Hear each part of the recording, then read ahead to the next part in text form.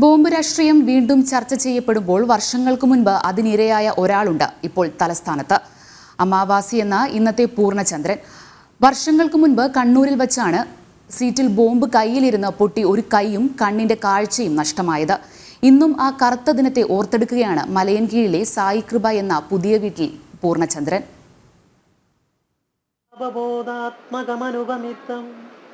കാലദേശാവധിഭ്യാം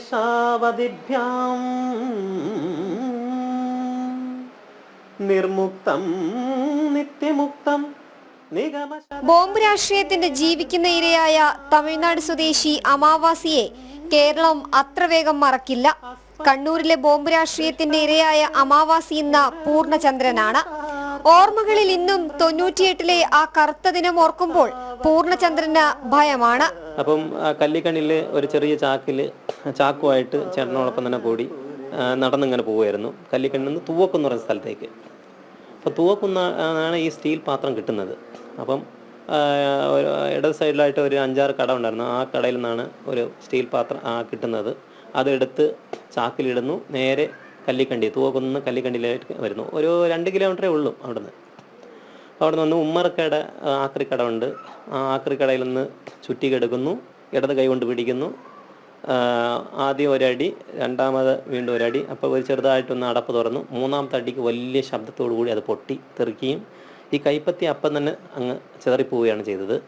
Thiruvananthapuram മലയൻകീഴിലെ 4 saint ഭൂമിയിൽ സ്വന്തമായി പണിത വീട്ടിലേക്ക് കഴിഞ്ഞ ദിവസമാണ് അമ്മ കാളിയമ്മയോടൊപ്പം കൂടുമാറിയത്. മനസ്സിൽ സ്നേഹത്തിന്റെയും കരുതലിന്റെയും ഒരു കാലം നിറയുന്നതാണ് പൂർണ്ണചന്ദ്രന് പുതിയ ജീവിതം. നന്മയാകുന്ന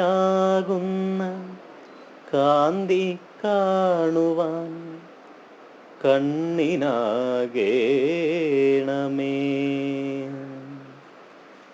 നല്ല വാക്കിൻ്റെ ശീലു ചൊല്ലുവാൻ നാവിനാകേണമേ.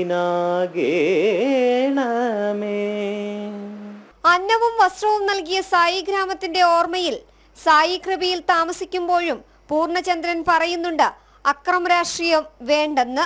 ഇങ്ങനെ ചെയ്യാതിരിക്കുക, അപ്പം നല്ലത് ചെയ്ത് നന്നായിട്ട് വരണം എന്നുള്ള ഇതാണ്.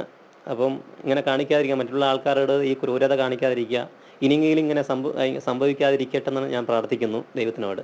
ഇനിയൊരാൾക്കും തന്റെ അവസ്ഥ വരരുതെന്ന് ആവർത്തിക്കുകയാണ് തിരിച്ചു കിട്ടിയ ഈ ജീവിതത്തിൽ പൂർണ്ണചന്ദ്രൻ.